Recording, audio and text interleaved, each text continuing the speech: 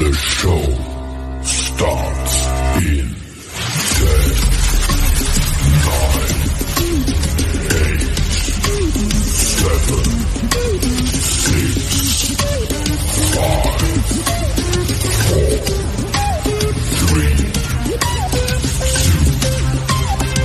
1. Let's rock.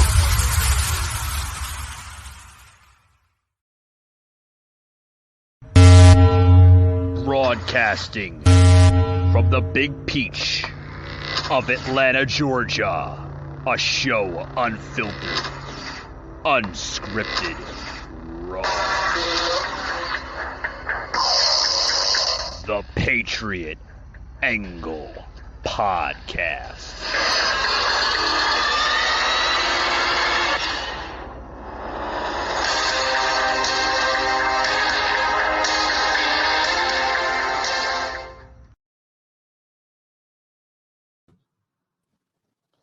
Alrighty, guys. Welcome to today's show. Welcome very much. How you doing, Jimmy? Sorry we're running a little late, but welcome. As you can see, we're going to be featuring social media American Jeopardy. So I'm your host, not Alex Trebek, but Michael Gardner. Joining us, guys, we'll have the very first contestant here, Jimmy'The Rant, as well as Joseph M Lenard going to be joining us from Terror Strikes. So those are our contestants. We were supposed to have the third contestant, but freaking Sauce, man, had some kind of issue like he always has. But what can you do, right? We're gonna have to get him via satellite next time. I'm telling you, we're gonna have to do something. I was really looking forward to having Sauce as the third contestant here with social media American Jeopardy. And this would be a first for Joseph meeting Sauce on the show. So, it happens, Yeah, hey, what are you going to do? Sometimes you're in a bad area.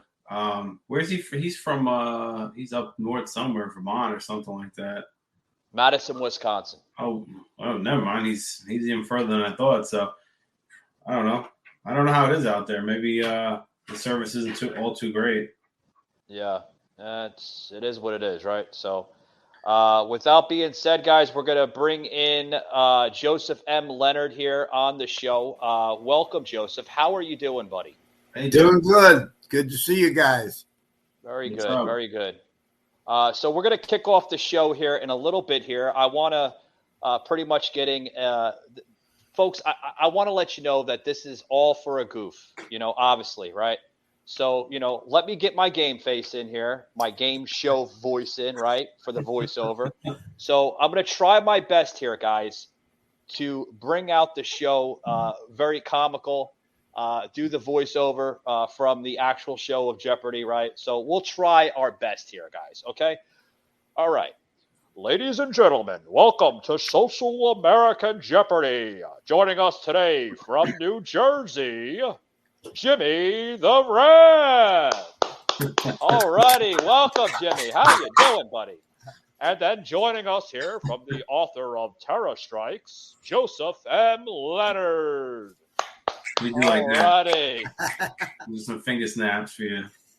So, obviously you could say that the budget is only for like $20 here because most of this stuff comes from Family Dollar. So, Sorry, man. But support the show, people. We can get a bigger budget and do bigger games. I'm telling you, but we do want to thank Family Dollar here for basically sponsoring this, which they're really not sponsoring it, but we want to make it a goof here anyway. Brought to you by Family Dollar for the material of $20. So you can't beat it. Kudos to Family Dollar. What? I say kudos to Family Dollar. Kudos to Family Dollar. So here's the first. Here is the first category. What is a liberal for $300? Political corruption for $100. Green New Deal for $250, and fact checkers for $500. So I'm going to go to the first contestant here, Jimmy'The Rant. What would you like to pick, sir? I hope I get something right. Let's go with political corruption. Political corruption. Okay. So, who was the first person in charge of organizing the social distancing in 2020? The first person. Let me make sure I think about that. Okay, we got to do the Jeopardy music. I'd like to. Fauci? You are correct, Anthony Fauci. Cha-ching. All righty. All right, we're going to go to Joseph M. Leonard. I'm going to shoot for big money already. Let's go with fact checkers for 5. Fact checkers for 5. Okay. All right. And as you can see, guys, I'm trying my best to fill in the shoes of Alex Trebek here. I'm no Alex Trebek, but I'm trying my damnest here. Okay. You said, what was it? You said this one, right? Fact checkers for 500, right? Okay. Fact checkers for 500. Here we go. In recent months, there was a recent department added to the Biden administration of fact checking. Who was that organization and who was in charge of it? It's under Department of Homeland Security, the Disinformation Board, also known as the Orwellian Ministry of Truth, and it was Nina somebody. I can't think of her last name. Okay, you do have to give the first and last name, sir, in order to win the $500. Yeah, Nina Dumblipiewicz. Okay, you are wrong. Okay, we go to Jimmy the Rant. It was close, though. Jimmy the Rant, if you can answer this, sir, you get $500 and an all-expense trip paid to Orlando, Florida. Well, I don't think I want to go down there, so there's nothing for me to visit. I only know the first name. I know she just stepped down, but I don't have the last name. Okay, who was that, sir? I don't have the last. I don't know the last name. I forget. Okay, we're going to have to say the person that was in charge of this, that just recently stepped down in resignation, she's quitting, was Nina Javakovits. Oh. Yes. I didn't remember the last name. Yeah. So here we go to Joseph M. Leonard. We're going to give you another chance here. And if you strike out one more time, then that's it. You're done with Social Media America Jeopardy. So. Well, I better set my sights a little lower then. Let me go with what is a lib for 300. What is a lib for 300? Okay. All righty. Okay. In 2019, she was in charge of orchestrating the first liberal agenda. Who was that person? Liberalism goes way back, so who the heck would you be maybe Alexandria Ocasio-Cortez? Ding, ding, ding. You are correct, sir. That's the only person I could have thought you were going for there. Yeah, squad member AOC. Yeah. Yes. And may I say, we're going to have a voiceover here in the show, all right? And ladies and gentlemen, Jerry, what has Joseph won? Well, Michael, he won a all-exclusive trip to liberal New York City. During this trip, you will be staying in the finest sewers of Manhattan, dealing with the homeless bums and insulin needles upon your request. Also, the meal of choice would either be a hamburger that is now suffering into the 4th and final month of its expiration date, and also you will be sleeping on piss and diarrhea-filled mattresses. Congratulations, Joseph. Welcome. Thank you. Oh, what an honor. Well, at least you didn't have to include the crack pipe since the Biden administration already sent those. Yeah. So now we go to Jimmy the Rant. Jimmy the Rant, what would you like to pick now? Let me say stay in the same category, but for 200. That was political corruption. Political corruption. You guys like that political corruption, huh? Okay. Well, I do. All right. Political corruption. Here we go. All righty. Political corruption. In recent years, large corporations have entered what social causes from the 2020 murder of George Floyd? Social clauses. Shit. You got inclusion and fucking, what's the other one? I forget the word, but not equality. Maybe equality. Inclusion and equality. Okay, inclusion, equality, and racial division was the third one. But we are going to give you that correct, sir, and you have won. And let's explain to the viewers here. Jerry, please explain to the viewers what Jimmy the Rant has won. Well, Jimmy the Rant has won an all-expense trip to communist China. Great. Nice. Awesome. I'm happy. Thank you. Yeah, great. If I don't we're going to see go it- to if I don't see Joe. it, I'm a prisoner. If I don't see you, I'm a political prisoner. What's that? I said, if you don't see me, if you don't hear from me, I've become a political prisoner. Well, we're going to have to try to call up Homeland Security. Oh, excuse me. Wait a minute. Doesn't Joe Biden run that?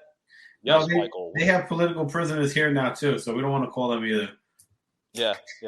So we'll try your best to get you back. You know, according to what happened just recently in Afghanistan, where Joe Biden promised to get people back, but he couldn't get people back. So we'll promise to get you back. All right, we're gonna go to Joseph M. Lenard here. Joseph M. Lenard, what category would you like?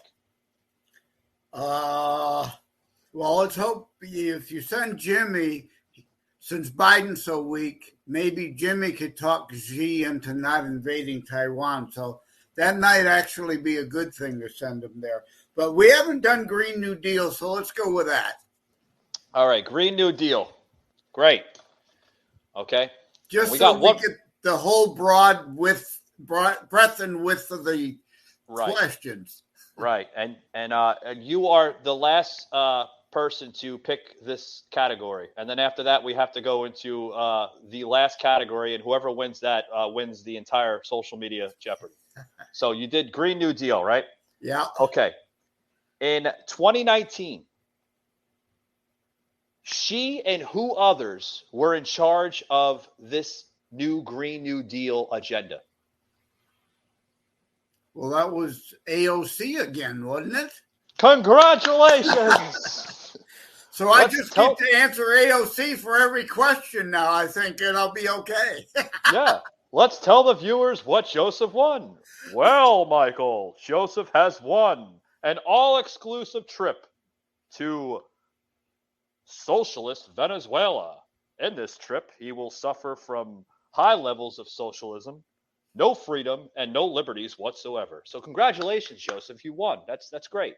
Sounds great. I can bring back $1 billion Venezuelan bill, which is worth, about 50 cents?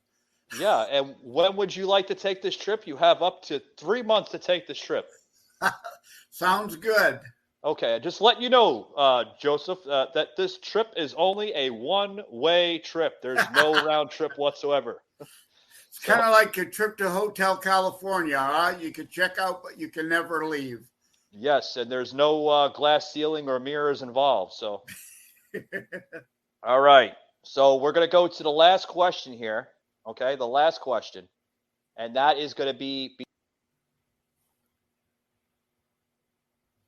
Whoops, we lost you, Mike. Did we lose him? We're now in control of the show, folks. Yeah, apparently. Oh my God! There Here we he are is. again. Okay, can you hear me? Yes. I got you. Okay, we're having some technical difficulties on the show because, when we have social media American Jeopardy, hey, it's not the actual Jeopardy show, so the budget is very low.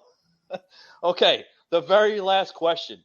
Okay, goes to Joseph and Jimmy. Whoever wins this question wins the almighty trip. Okay, and the almighty trip will be an exclusive MAGA trip. Let's tell the listeners who will win that trip and what it includes. Well, Michael, the trip includes the all-exclusive MAGA trip.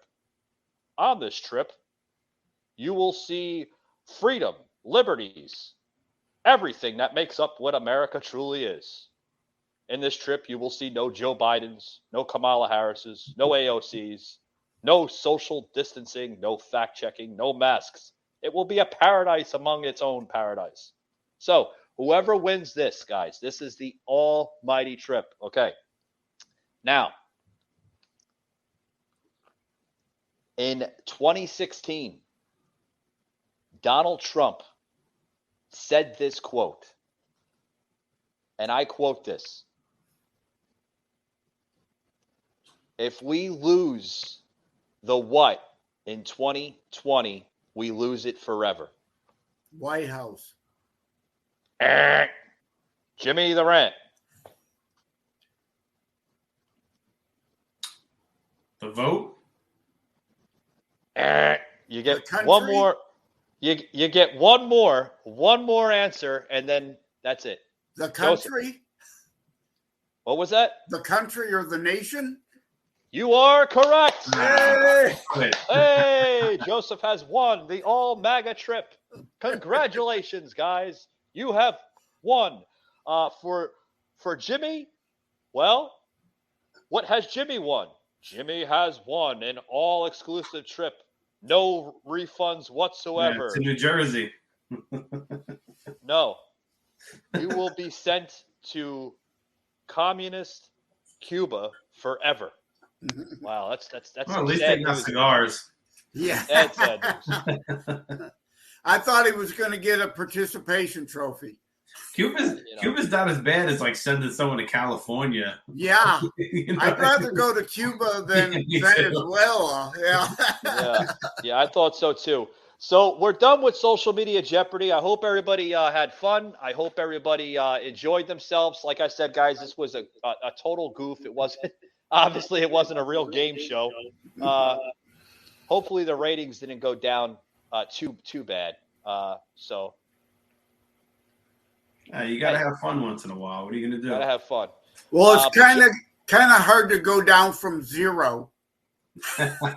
Yeah. One viewer coming in on Rumble saying, "Hey, Mike, you tried your best on social media American Jeopardy. Can we see a sequel? Hopefully soon." And we'll do it bigger and better. Yeah. Well, maybe we could do America Says next time. Hey, that would be awesome. But Joseph, I do want to basically get into the final installment here with you, sir, on the show.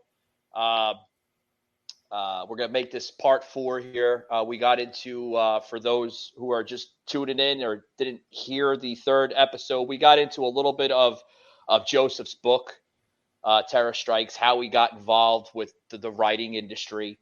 And I pretty much went from there, Joseph, didn't we? Yep. And I'm glad that you had me on for 4 episodes. Lame joke coming, because I've always wanted to be drawn and quartered. Yeah.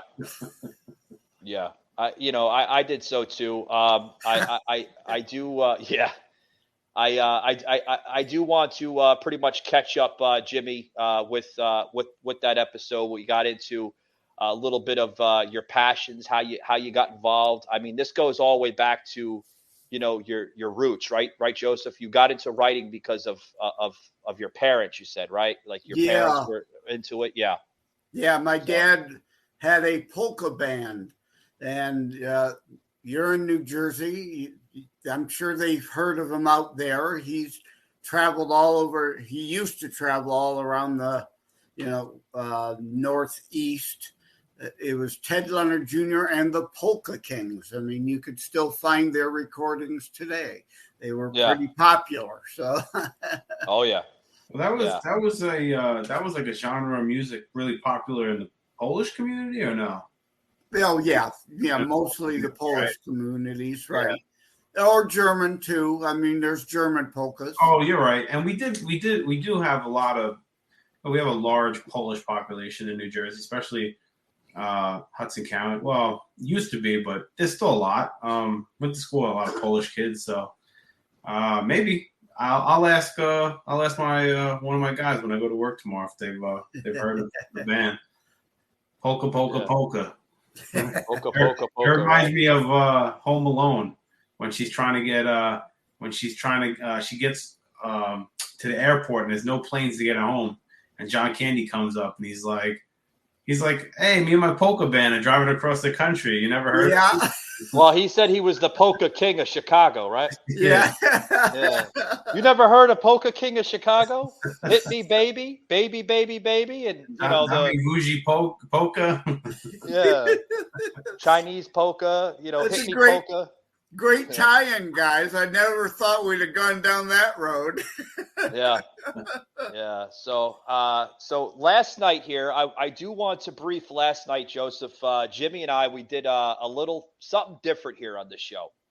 Got into some pro wrestling, some MMA, which was a really good episode, really damn good episode, I must say. A lot of good live views. Still waiting for the regular, because on Rumble, Joseph, obviously, there's two different categories with Rumble. You have the live view count, and then you have the actual count. So I'm looking at the actual count. It's only up to like 40 views, I believe, on the actual count of Rumble. But the live views, man, were up to like almost 7,000 the first like 30 minutes of the show. So that's phenomenal. Let's give a round of applause. Yeah. So good stuff there. That's a really good episode. It's a popular sport these days. I myself never got into the MMA stuff, but there's a lot of people who really like it. So, listen, sometimes you got so much stuff going on, right? Like we're coming off, big shooting up in Buffalo. Like, so people, inflation, people can't find baby formula. So it's good for the soul when you talk about stuff other than politics sometimes. And, you let people know that, we let our hair down a little bit, you know what I mean? And kind of talk out of the box on some other stuff. So it was a good time last night. And, people, they want to hear other things sometimes. So it's always good to mix it up. Yeah, I've been getting into, although the Michigan Panthers suck, I've been getting into and watching the USFL this season, been enjoying it because the Detroit Lions, of course, in the NFL always suck. So any alternative when was it? Hey, Joseph, team, when was the last time they won a Super Bowl, Detroit? They never won a Super Bowl. Exactly. I'm sorry. That was a joke. Yeah. There was a champion. They did win a championship with Bobby Lane before the Fords took over the team entirely, which is why I say it's not necessarily the coaches or the players. It's the Ford ownership curse, and we need them to sell the team. Yeah. Are you a Red Wings fan too? Oh, yeah. I used to play hockey as an amateur. I also coached hockey and officiated hockey. So, yeah, I'm a big Red Wings fan, but unfortunately, they've sucked the last couple of years too. Well, I got an interesting story, right? My grandmother's a big Detroit fan because she's from Sault Ste. Marie yeah. She's from Sault Ste. Marie, right there on the border up by Canada. Yep. And, she came from they used to like churn their own butter up there. You know what I mean? That's what she told me. So she said one day they were coming back from somewhere and they ran into some players from the Red Wings. And they said, my great grandfather was a big fan. Would you guys like to come over for dinner? And fucking like 5-6 guys walk in the house with her and come home for dinner. My grandfather's sitting there like, what the hell's going on? Like, I always thought that was an interesting story. You know what I mean? Because When will you ever get the chance to say something like that again? And hockey guys have always been kind of stand up and more personable. Like you see them on the street and they're fucking, those guys are built tough. Yeah. I've got an interesting Red Wing story from way back. Like I said, I played hockey as an amateur. I was a goaltender. Well, my dad also was a hockey coach, so somehow he had a connection with the Red Wings, and he took me up to Olympia Arena, and I was on the ice, and Gordie Howe came and took shots on me while I was in the net. So how cool was that, huh? How bad did you get beat up? Oh yeah. I mean, he took it pretty easy on me, but yeah. Yeah, he was nice. He took it easy on me, and of course, then I met Howe a few times after that. He had his book Number 9. That was a great book. I've got an autographed copy of that lying around still, and the good old days. Yeah, man, that's cool stuff. Definitely good stuff right there. And so, I mean, I didn't catch much of the last episode as much, but how's the book doing right now? Terror Strikes. Doing pretty good. Last week, we sold 7,000 Kindle versions. So, I mean, that's a pretty good number from a first-time internationally published author. So my publisher was telling me in that week promotion that they did that they hadn't seen anybody's Amazon rankings climb like mine did. On Kindle, it went to number 1 in political thrillers and number 1 in terrorism. So that was great. Now, promotion is over, but my numbers Joseph, are still let me stop right good. there. Joseph, you said 7,000 freaking views? 7,000 books. Yeah, 7,000 books. Okay. Well, 7,000 Kindle downloads of the book. Holy shit. That's crazy, man. They'd never seen numbers like that with Illumify Media. And also my book is the first book ever on McHenry Press, named after Fort McHenry, which, of course, Francis Scott Key wrote Off the Coast of, wrote the Star Spangled Banner. So, we got it. Yeah, Joseph, we got into that just on part 3 about Henry Press. That your book literally is like Jimmy. His book is literally the first book published on that publishing platform. That's tremendous. I mean, that's a marker right there.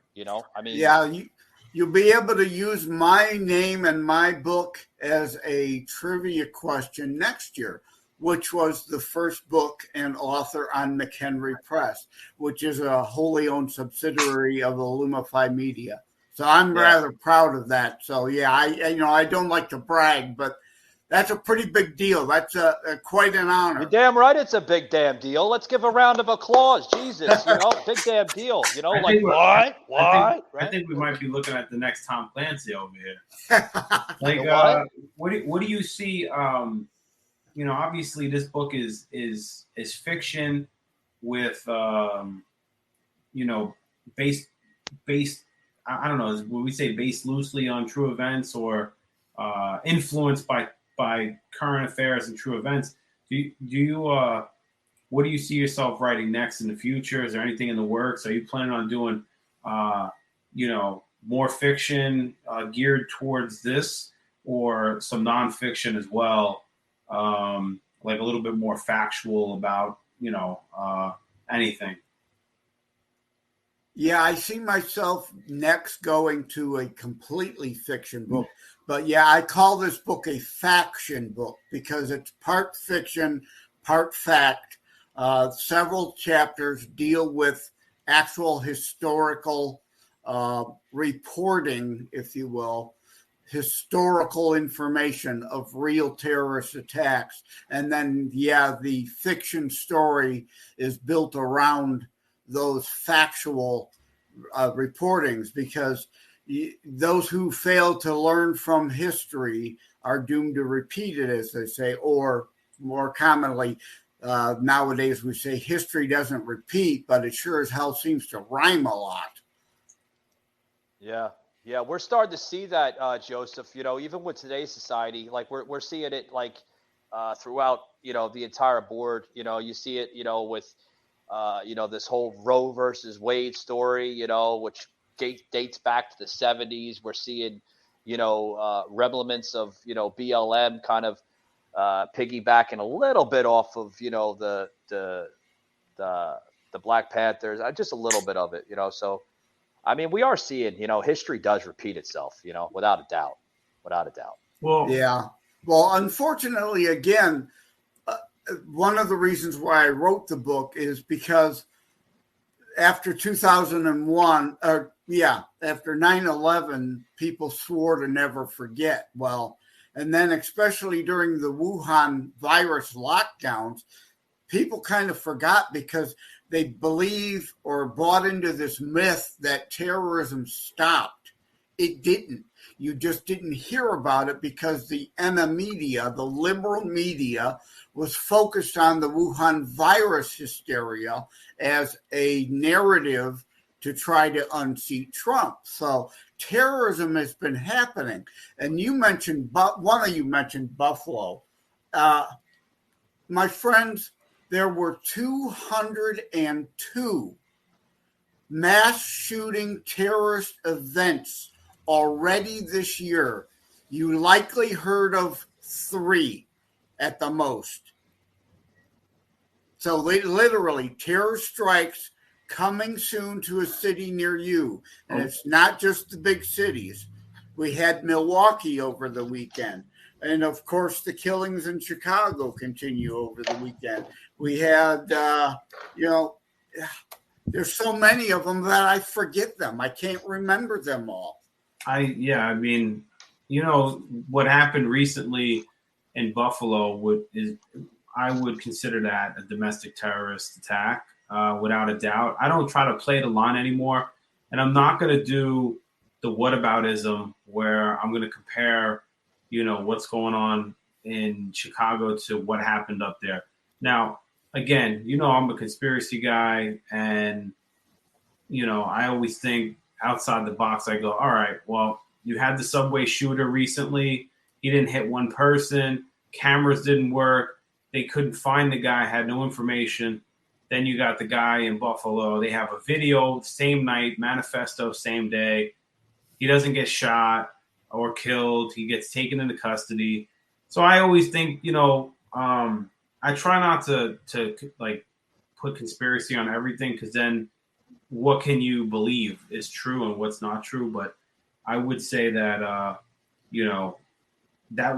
that would be considered a terrorist attack. And what goes on in other parts of the country is crazy. And I guess you could say, like, when you live in a neighborhood like bad parts of Chicago or any of the big cities, those are comparable terrorist attacks too, because if you can't safely walk to the corner store at night without having to worry about getting shot or robbed, those are terrorist actions, whether it be a group of guys or whatever. But I'm not a big fan of the word terrorist being thrown around, but we do use it, right? Because there's a lot of keywords that they always pump out into the mainstream media to kind of, herd the sheep towards that direction.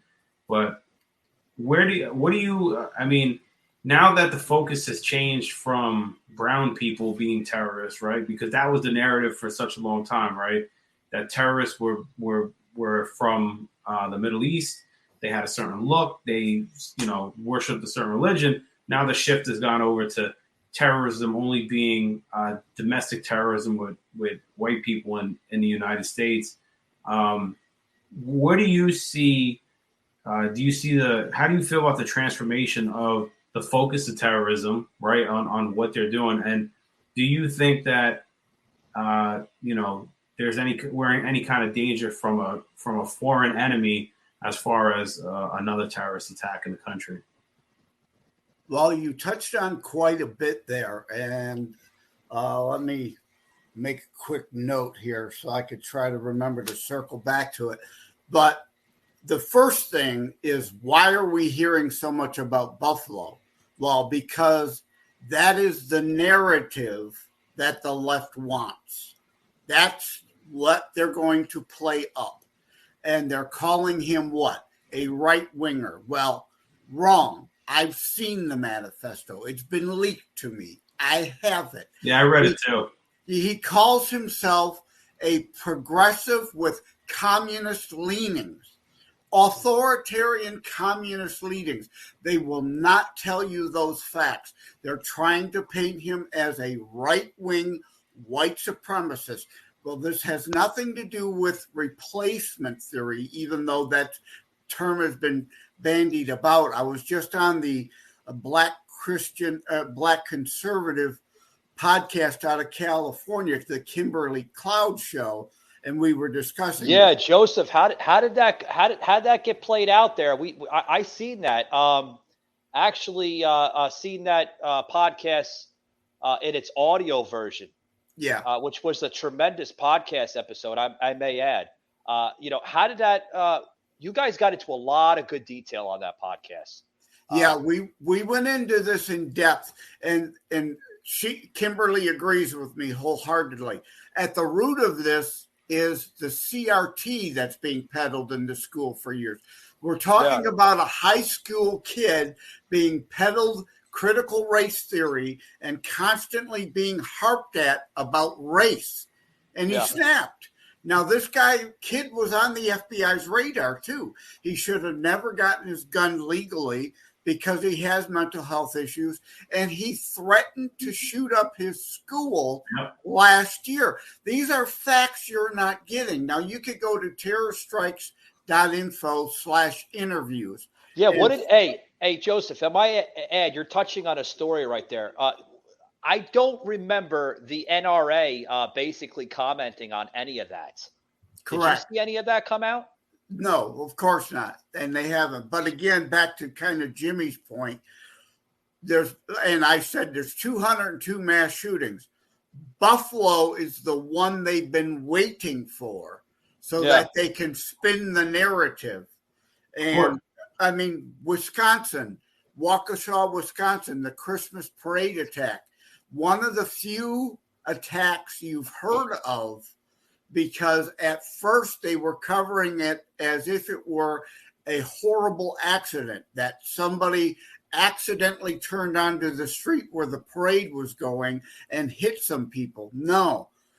Again, Darrell Brooks was known and was released the week before with the very same SUV that he ran down patrons at the Christmas parade, should have been in jail because the week before he tried to run over his significant other with that exact same vehicle. And I want to bring Afghanistan into this because Biden pulled out. Trump wanted to keep the Bagram base as a counter to China. Biden pulled out. Now Al-Qaeda and ISIS and all the other terrorist organizations have their camps up and running in Afghanistan again. So to your question, Jimmy, yes, there will be attempts on this nation by foreign adversaries again. But we too, and my book discusses both foreign and domestic threats. Like the New York City subway, like you said too, that got a day and a half's coverage because it didn't fit their narrative. I don't remember CNN. CNN didn't. Yeah, Joseph, CNN didn't even touch that. They didn't even touch that. MSNBC didn't even touch it. I don't even remember seeing it on freaking Fox 5 or Fox here. Well, what it is that it's the government and the ABC, the alphabet boys they know what they're doing. Just like you said, they watch so many people. That's their job, to watch people. Their job to flag you. They have the resources and technology. What they're doing is they're allowing this to play on each other, right? To keep us at constant war between race, between white and black. So they have black separatist militants who are committing terrorist crimes, and it gets downplayed. They get let out, and somehow some kind of guilt trip comes in. It's due to white supremacy. Then when you have these kind of these lone wolf attacks by white supremacists or these commie fucking left-leaning types of incels, white incels, then they play it up as if, now, because now the new narrative, right, is to constantly keep black and white at war, right? Because they don't want a united front between both races. They don't want us to actually come together. And then it's disgusting, Jimmy, because they're selling that crap on national television. Well, I'm sorry, go ahead. No, go for it. No, you're good. You and I have like literally the same viewpoints. We cut each other off. Well, I think we are all on the same page on this. And we're on the same page, but see, this is why me and Jimmy can relate so much, because like we come from like pretty much the same backyard. We're both from New Jersey. I'm a New Jersey native. So yeah. I mean, but if you want to hear that whole Kimberly Cloud interview that goes an hour worth of in depth on this one particular slice of the subject, go to terrorstrikes.info/interviews. It's on that page. We're getting into some good detail. I got to get a good break in, but when we get back, guys, we're going to be reaching out to a former guest that was on this show several times. PJ Agnes is going to be calling into the show here. Jimmy knows the man phenomenal. We spoke about 2 or 3 episodes. You're going to be introduced to him the very first time here, Joseph, on the show. Phenomenal individual. Jimmy here can relate. He can vouch for me on him. Very good stuff. He knows his stuff. Highly intelligent man, this guy is, Joseph. Yeah. But we'll be right back after these short words. Yeah, we're 42 minutes in. We kind of missed a break a while ago. I was supposed to plug it in about 30 minutes. I have to plug it in or I'm going to get in trouble. Here, we'll be right back, guys. I'm Burt Jones. When I played for Georgia, we won the SEC championship. Here's one, and it'll be first and goal, Georgia. Not just because we had great athletes, but because we were bonded together as teammates, united by that G on our helmets, an important lesson about the power of unity. And it's why I'm so opposed to teaching critical race theory in our school systems. Instead of teaching children about what divides us, we should be teaching our children about what unites us.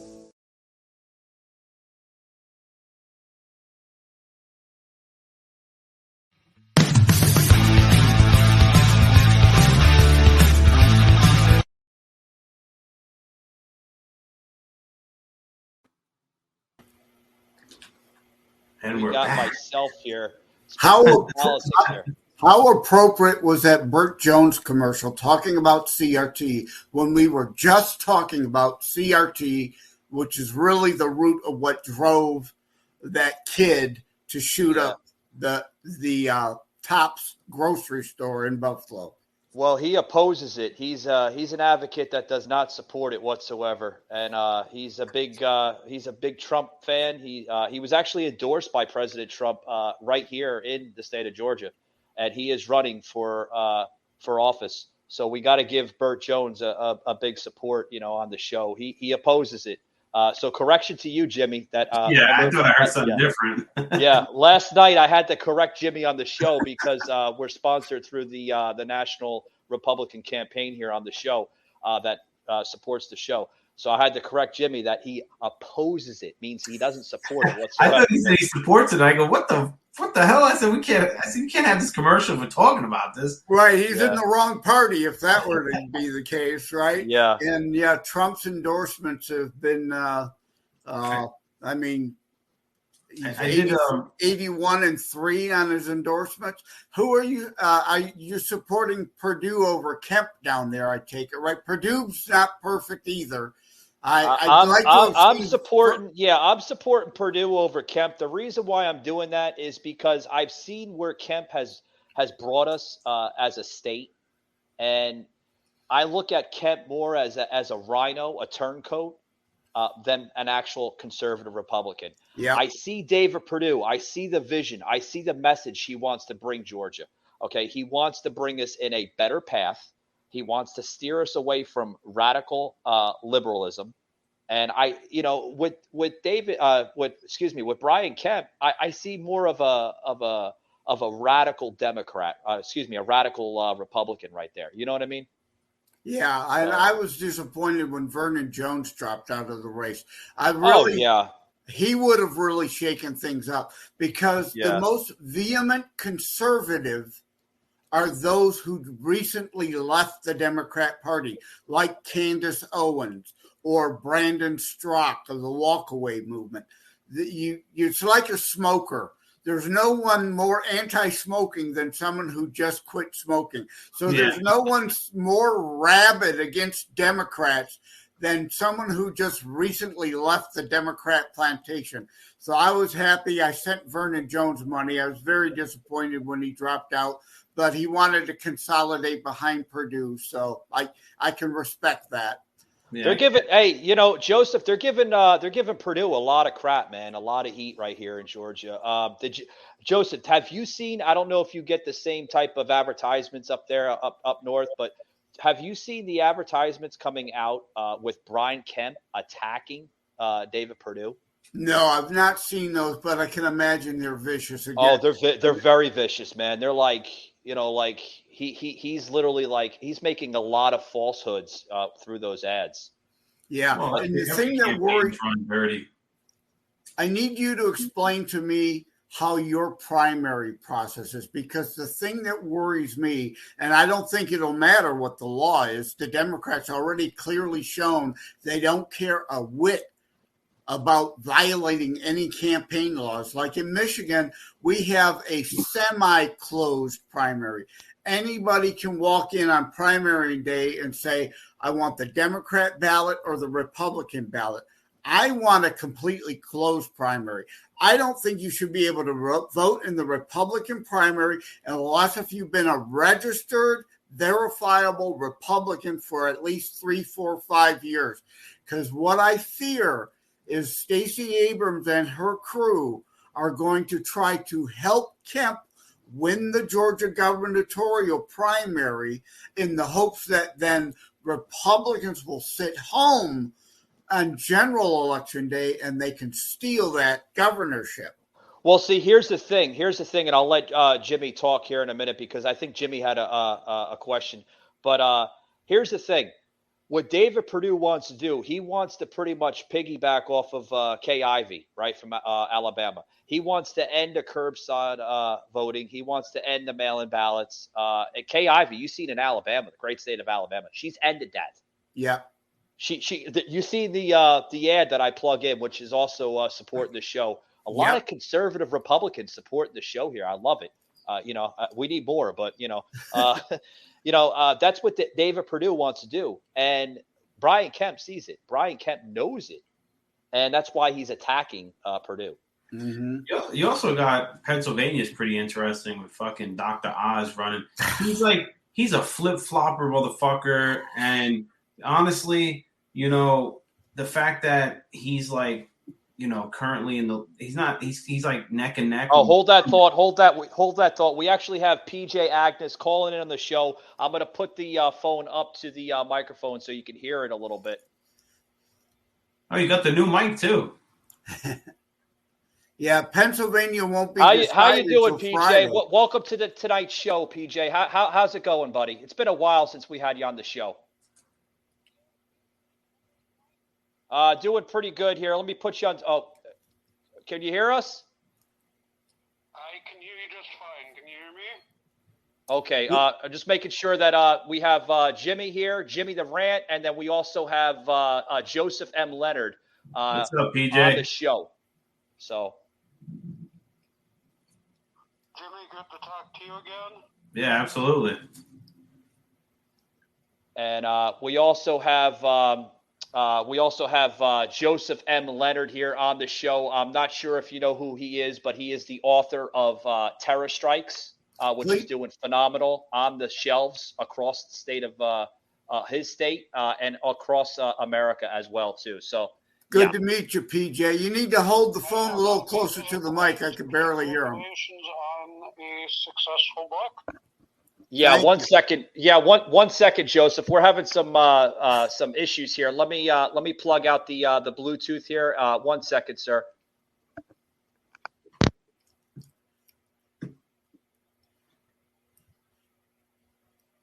We lost you, Mike. We can't hear you at all, Mike. Those gremlins again. I think the NSA is monitoring and tampering with the broadcast again.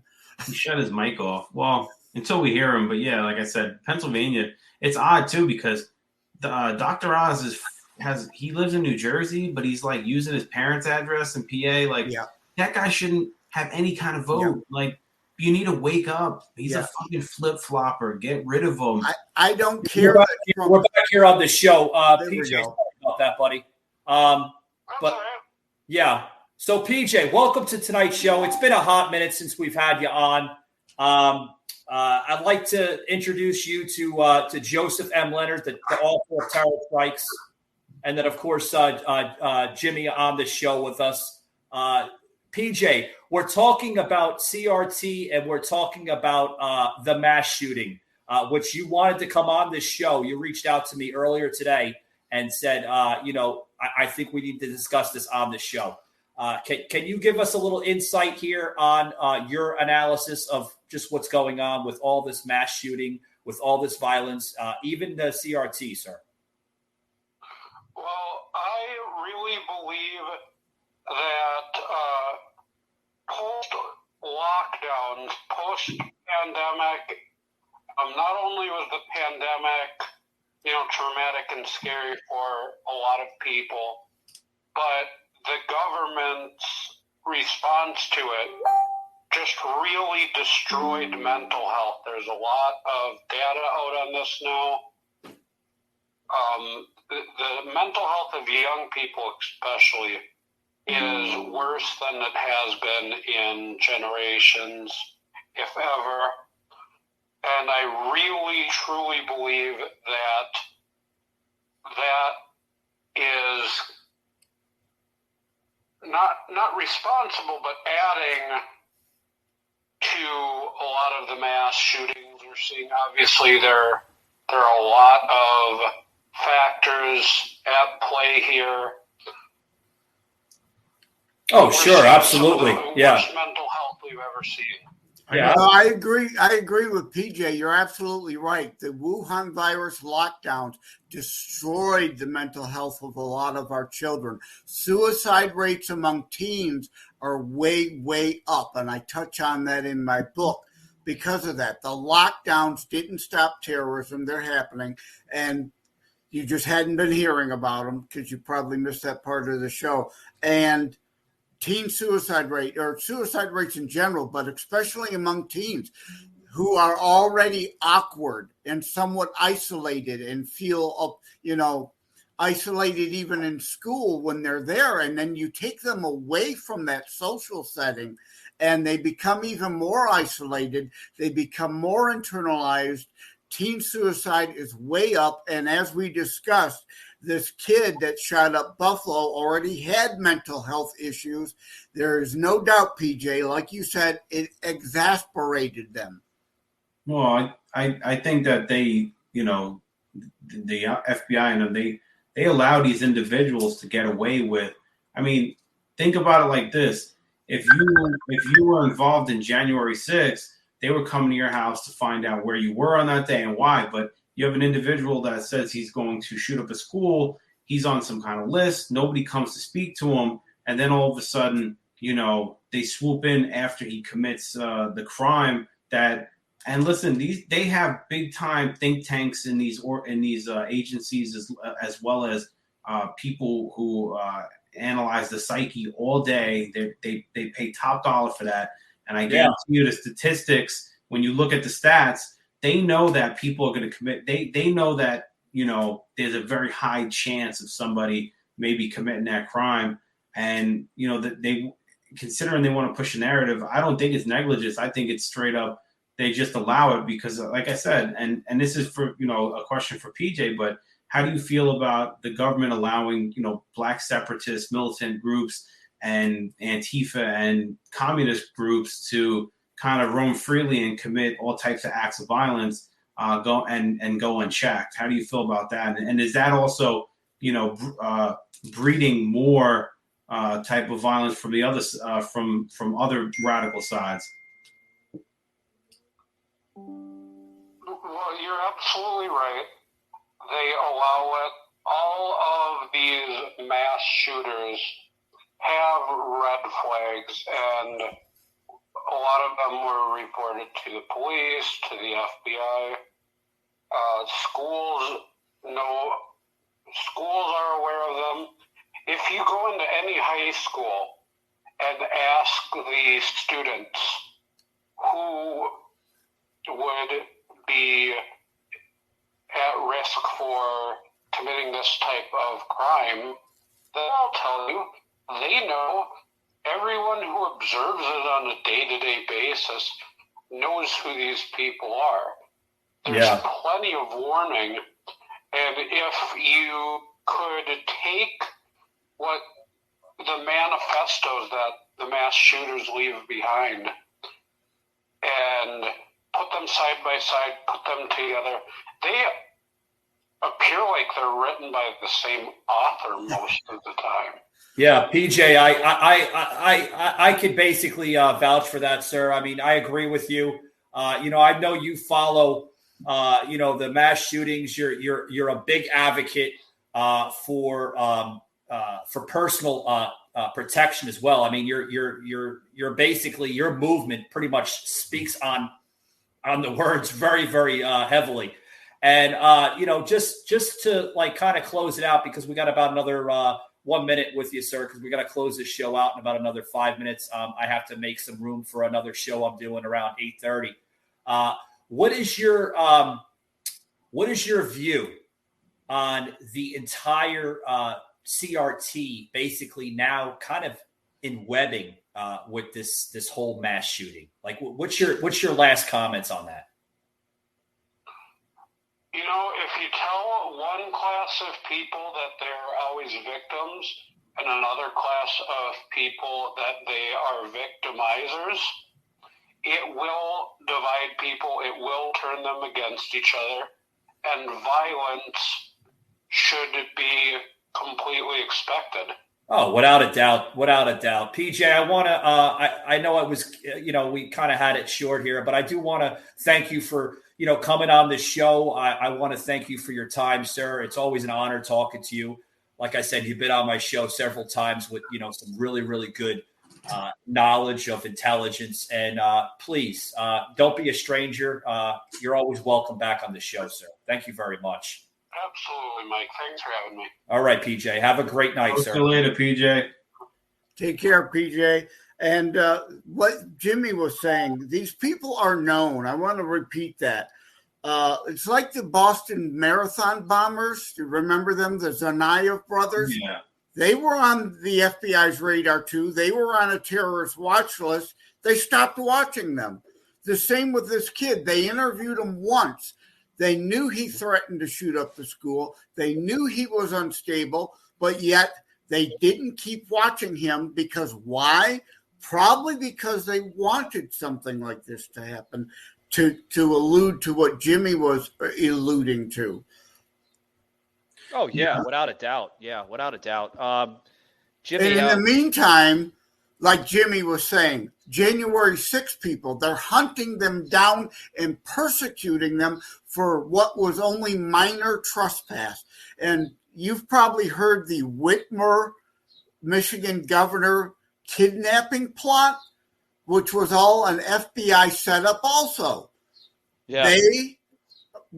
People with mental health issues, it was an FBI plot, not their plot, and they're likely going to be found innocent by a jury of their peers because it was all an FBI setup for a particular narrative that they want. And Joseph, hold on, Jimmy. That's an entire different episode for an entire different topic. I do agree with you on that.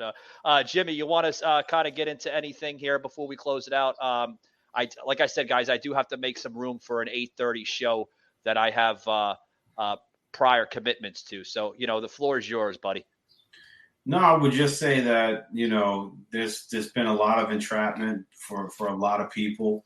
And it's a shame because the reason why they pick on, the Patriot movement is because there's the most concern from the Patriot movement is you usually have a lot of people that are interested in kind of prepping, guns, Constitution, law, things that they know that a large majority of the radical left isn't really focused on as much. So, and also on the Patriot side, people they're not hiding the fact of who they are and what they are. So it's easier to come after the law-abiding citizens, right? Oh, why were you in this place? Well, I was there because I was, practicing free speech or, my First Amendment right. And it's easier to pick on those individuals than to kind of go after people that are all masked up and throwing Molotov cocktails and causing disruption and chaos on the streets. So, when we talk about terror strikes, the problem is that it's almost the same tactics that is used in the Middle East, right? Our occupation in those countries definitely breeded more terrorists, and breeded groups of individuals that ended up hating us due to a lot of the things that went on there. And for our boys that were over there, and 20 years we pull out and we give it back to an extremist radical group. So all those people that I went to high school with that went there, the people that died that I knew over there, their memories were pissed on by the government, by the Biden administration. So it's almost as if they're trying everything they can to breed terrorist cells in this country so that they can then use that as the catalyst to come in and take away your rights, your freedom, your right to bear arms. Because at this point, even with the Buffalo shooting, what's the thing that they're trying to push? Well, no, he wasn't a lone wolf. He had an online community. And so what does that mean? That you can't be part of an online community anymore? You can't talk to people But see anymore? here, Jimmy, here's the thing, and we got to close it out here soon. I do apologize, Joseph and Jimmy, but like I'm looking at the time, it's cutting close here. But here's the thing. All right. When they talk about this, right, they're talking about, shootings. They're talking about this. They're talking about that. Like what separates them from the next one? They're all connected to one another. Right? I mean, right, Joseph? I mean, they're all connected. They have connections to every single shooting that, from one shooting to the next shooting to the next shooting to the next shooting. They have to be looked at the same. They can't separate them and say, oh, well, that's different from the other one because that one was a brown individual and that one's a black individual and that one's a white individual and that's a yellow individual. I mean, I'm getting a little hysterical here, but I mean, you know what I mean? There may not be direct connections, but there's commonalities. I think commonality. There's the words. Yes. Yeah, our biggest issue is that we know who the radicals are on the right.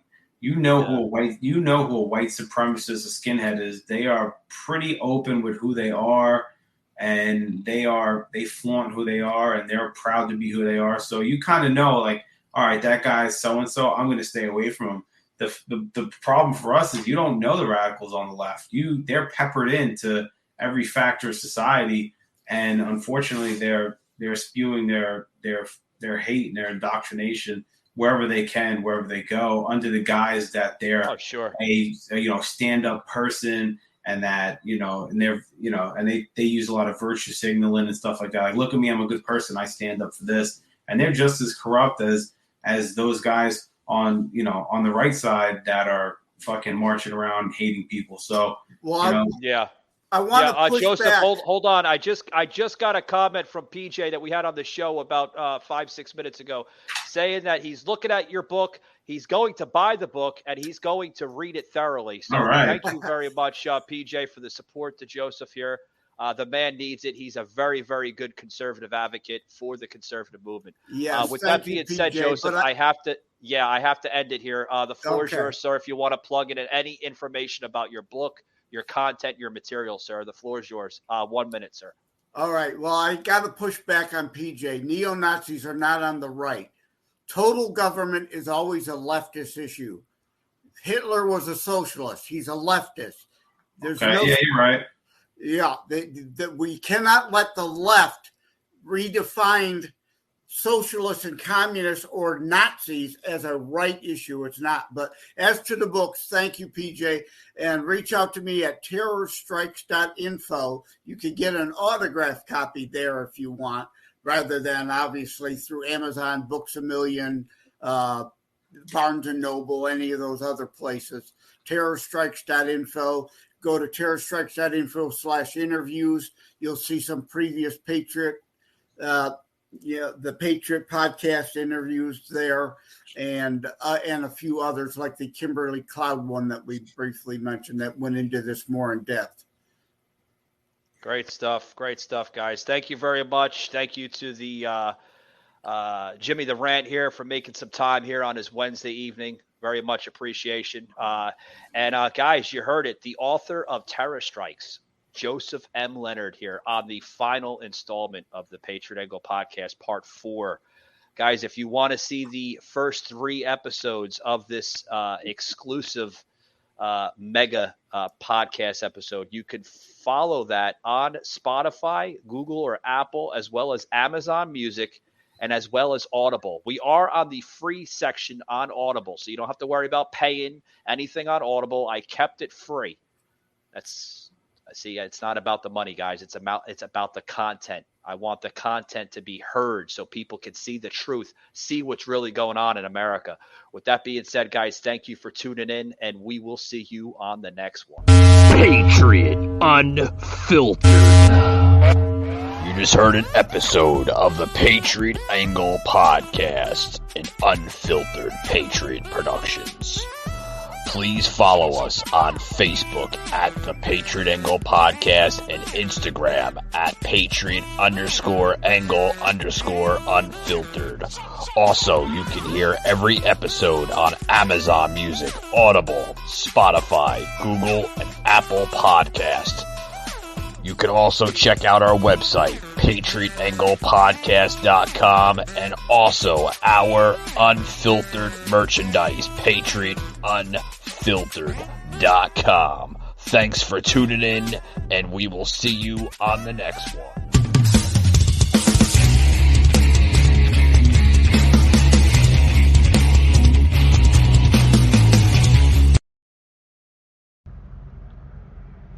Rated mature audiences only. Viewer discretion is advised.